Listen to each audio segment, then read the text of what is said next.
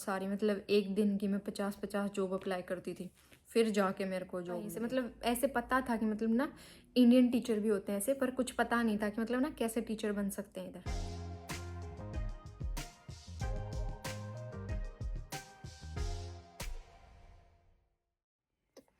Hello everybody, कैसे हो सब लोग? Welcome back on my channel.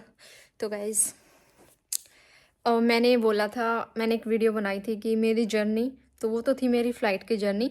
तो आज इस वीडियो में मैं बताऊंगी कि मैं न्यूजीलैंड कौन से वीज़ा पे आई थी और टीचर बनने की जो जर्नी है वो कैसी रही मेरी, मतलब मैं कैसे टीचर बनी। काफ़ी लोग पूछ रहे थे कि आप कैसे पहुँचे। तो ये वीडियो एंड तक ज़रूर देखें और इस वीडियो में आपको पता चलेगा।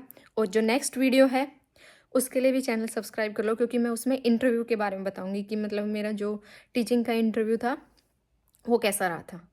तो चैनल को सब्सक्राइब करो, सबके साथ में शेयर करो और हमें इंस्टाग्राम पे भी फॉलो कर लो। प्रीति चहार 27 इंस्टाग्राम की आईडी है।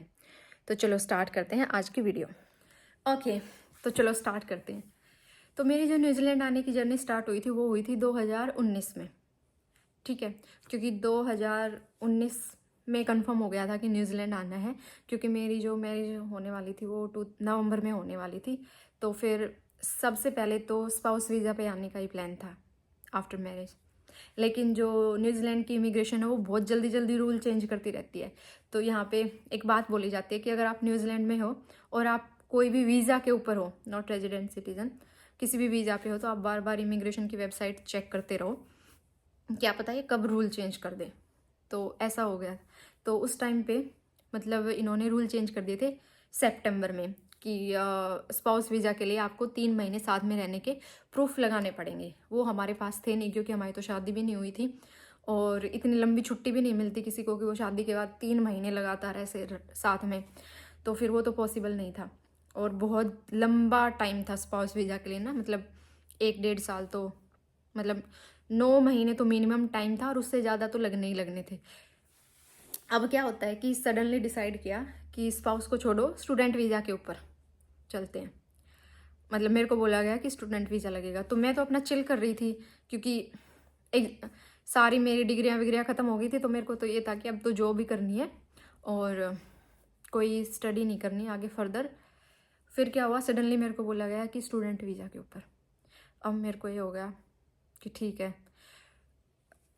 अब जो टाइम फ्रेम था उसी के, मतलब कुछ लिमिटेड 2-3 महीने थे, उसी के अंदर ऑफर लेटर भी लेना था, उसी के अंदर कोर्स भी सिलेक्ट करना था, वीज़ा भी अप्लाई करना था, आइल्स भी करना था, सब कुछ उसी टाइम फ्रेम के अंदर करना था और उसी टाइम पे शादी वादी का भी प्रोग्राम था।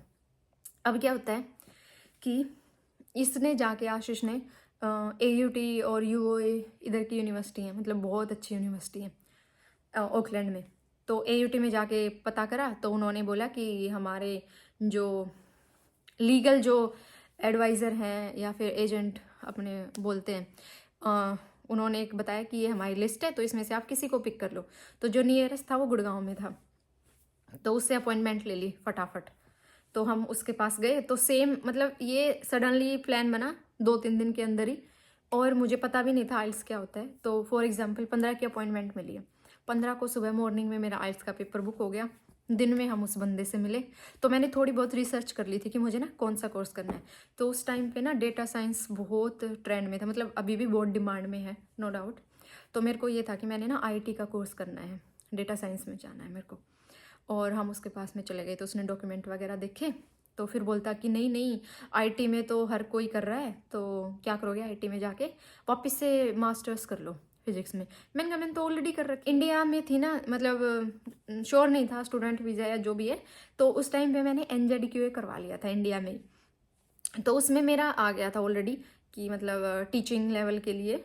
तो मेरी जो इंडिया की जो मास्टर डिग्री थी वो इधर के इक्विवेलेंट हो गई थी, जो मेरी टीचिंग की डिग्री थी वो इधर के हो गई थी। तो मतलब मैं टीचिंग भी कर सकती थी। तो ना तो मेरे को टीचिंग का कोर्स करना था, ना मेरे को मास्टर डिग्री करनी थी, तो मेरे को कुछ डिफरेंट करना था जो मैंने स्टडी नहीं करा। तो मैंने सोचा कि IT नहीं पढ़ी है तो IT पढ़ते हैं, थोड़ा बहुत एक्सप्लोर करते हैं इस फील्ड को क्या है। और रिसर्च भी करी थी कि बहुत डिमांड है IT वालों की न्यूजीलैंड में। तो मैंने सोचा ये वाला कोर्स करते हैं। तो मैंने तो एजेंट को बोल दिया कि नहीं, मेरे को ये सब कोर्स नहीं करने, मेरे को तो सिर्फ IT करना है। तो बोलता कि नहीं, वापस से कर लो। तो उस टाइम पे मैंने हाँ भर ली, मैंने कहा हाँ ठीक है, देख लेंगे भी कौन सा मेरा वीज़ा अप्लाई हो गया है। फिर उसी ने मेरे को कोचिंग का बता दिया कि ना ऐसे ऐसे एक जगह कोचिंग है दिल्ली में, तिलक नगर में। तो सुबह पेपर बुक हुआ, दिन में उस बंदे से मिले, शाम में तिलक नगर पहुंच गए दिल्ली, कोचिंग में एडमिशन ले लिया, पीजी वीजी भी देख लिया, उधर कोचिंग से ही बता दिया किसी ने कि हाँ ऐसे इधर कोई पीजी वीजी है। तो एक ही दिन में सब कुछ हो गया, 2-3 दिन के अंदर अंदर स्पाउस से सीधा स्टूडेंट वीजा के ऊपर। अब मेरे को ये था कि मेरे को वापस से एमएससी तो करनी ही नहीं है, क्योंकि सेम 2-2 डिग्रियों का क्या फ़ायदा ना, और फिर 2 साल तक वापस से फिज़िक्स पढ़ो। इतना भी प्यार नहीं है मेरे को फिज़िक्स से कि मैं एक ही उसमें डबल डबल डिग्री करूँ सेम। फिर क्या होता है, अब मेरे को 1 महीने में आइल्स क्लियर करना था, और मेरे को कुछ भी नहीं पता था आइल्स के बारे में, क्या रीडिंग राइटिंग कुछ भी, स्पीकिंग लिसनिंग। तो कोचिंग मेरी स्टार्ट हो गई, पेपर हो गया। तो उसी बीच क्या हुआ कि एयूटी से जो इधर के जो लेक्चरर जो भी प्रोफेसर वगैरह हैं वो उधर गए थे, गुड़गांव दिल्ली, उनका कोई था। तो उनसे मिली मैं, तो उन्होंने मेरा सब कुछ देखा। फिर क्या हुआ कि मैंने उनको बोला कि ना मेरे को आईटी में कुछ करना है, डेटा साइंस वगैरह में। तो उन्होंने मेरे डॉक्यूमेंट वगैरह देखे, तो बोलते कि oh my god you are so intelligent, just kidding, मतलब बोला था उन्होंने। फिर बोलते कि ओ आपके पास तो ऑलरेडी इतनी सारी डिग्रियां हैं, और फर्दर क्या करना चाहोगे। मैंने कहा मैंने तो ना आईटी वगैरह में कुछ करना है, डेटा साइंस वगैरह में। तो उन्होंने मेरे को 1-2 ऑप्शन दिए। तो मैंने जो कोर्स देखा था वो देखा था मास्टर ऑफ एनालिटिक्स।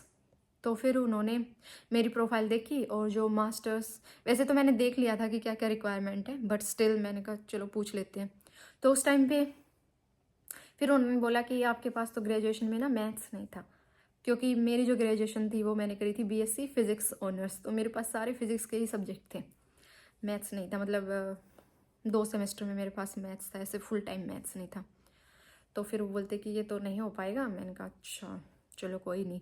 तो उन्होंने और कोई आईटी का कोर्स बता दिया। तो एजेंट में कन्विंस हो गया ना कि आईटी का ठीक है। मैंने कहा हाँ आईटी का ही करना है मेरे को।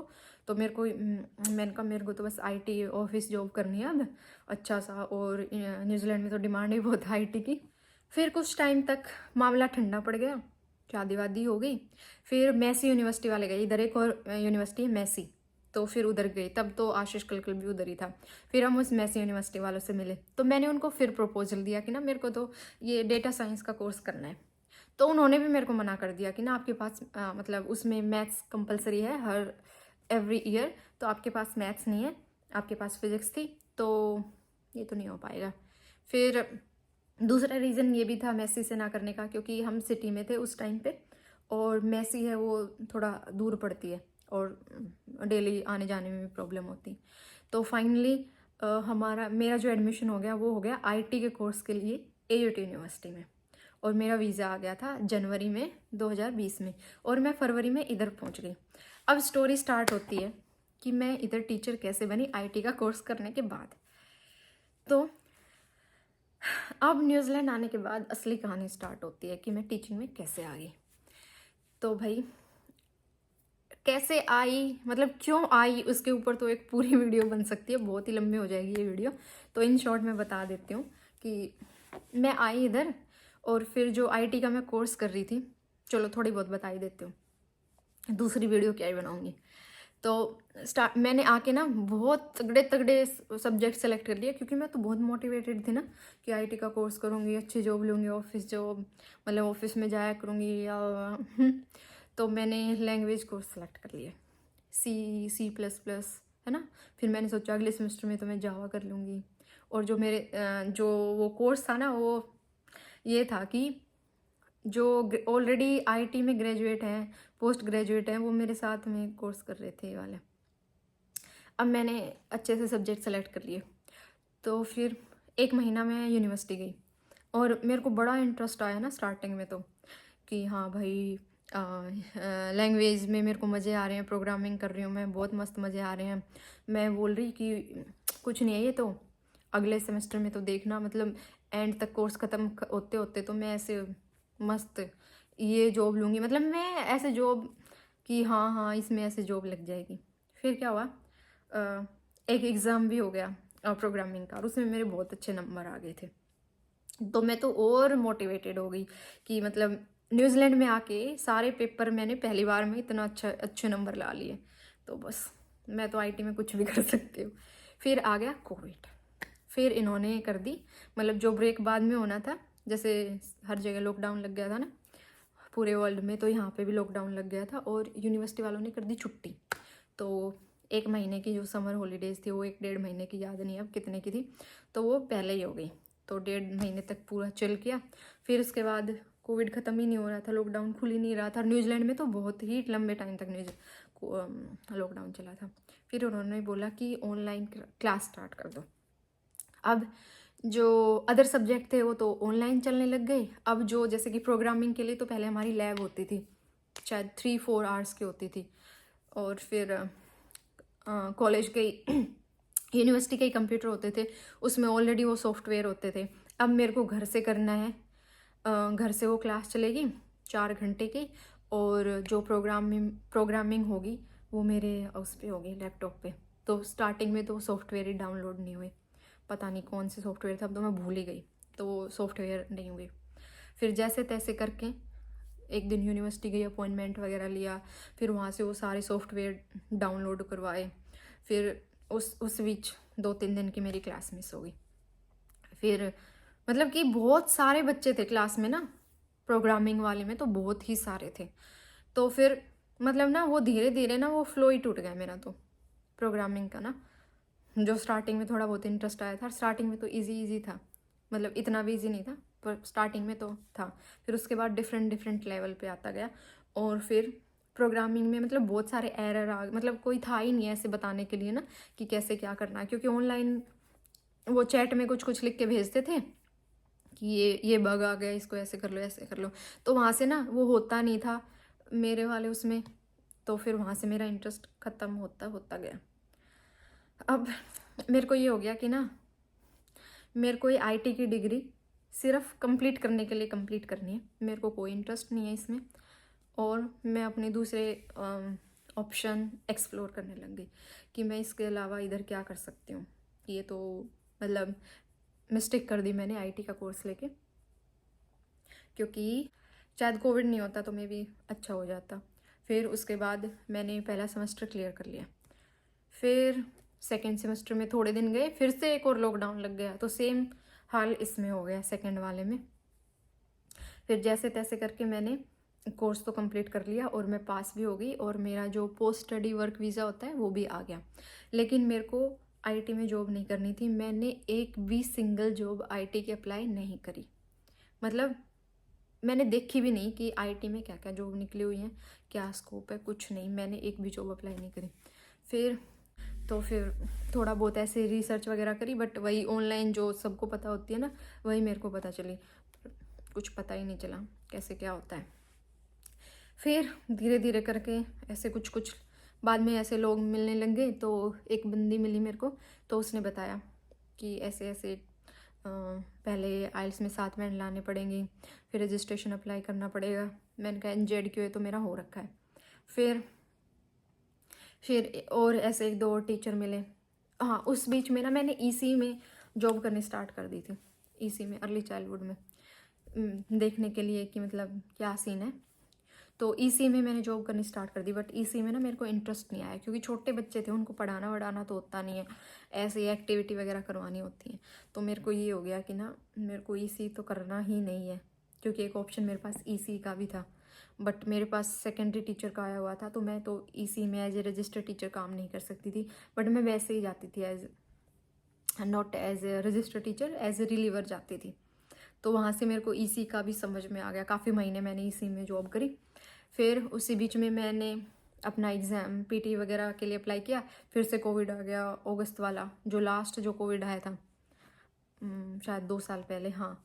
तो फिर बुक करवाया, फिर वो पोस्टपोन होते रहे पेपर। फिर फाइनली ये बैंड वाला पेपर भी क्लियर हो गया जैसे ही कोविड खुला। फिर उसके बाद मेरा रजिस्ट्रेशन आ गया, और फिर मैंने जॉब ले ली। और जॉब भी मतलब ऐसे कि मतलब ना, जब मेरे को जॉब मतलब पहले तो बहुत ही मुश्किल से, हाँ, फिर उसके बाद मैंने ना स्कूल में रिलीविंग करना स्टार्ट कर दिया, क्योंकि मेरे को इधर का एक्सपीरियंस चाहिए था कि मतलब यहाँ का माहौल कैसा है, क्लास कैसी है, क्या कैसा है। फिर मैंने मेरा रजिस्ट्रेशन आने के अगले ही दिन मैंने जॉब पे जाना स्टार्ट कर दिया था, एज ए मतलब स्कूल में। तो ऐसे करके मैं न्यूजीलैंड पहुंची थी स्टूडेंट वीज़ा के ऊपर। उसके बाद मैंने इधर टीचिंग का एक्सप्लोर किया ऑप्शन कि मेरे पास क्या ऑप्शन है। NZQ में मैंने पहले से करवा रखा था, और फिर मेरा रजिस्ट्रेशन आने के बाद मैंने वैसे स्कूल में जॉब स्टार्ट करी देखने के लिए कि मतलब क्या है, क्या सीन है, कैसे करते हैं इधर के टीचर, बच्चे कैसे होते हैं। फिर उसके बाद मैंने जॉब अप्लाई करना स्टार्ट करा था। तो गाइज़ ये थी मेरी वीज़ा की स्टोरी कि मैं कैसे न्यूजीलैंड पहुंची थी। अब अगली वीडियो में बनाऊंगी कि मेरा इंटरव्यू कैसे हुआ था और कितने सारे इंटरव्यू मैंने दिए थे।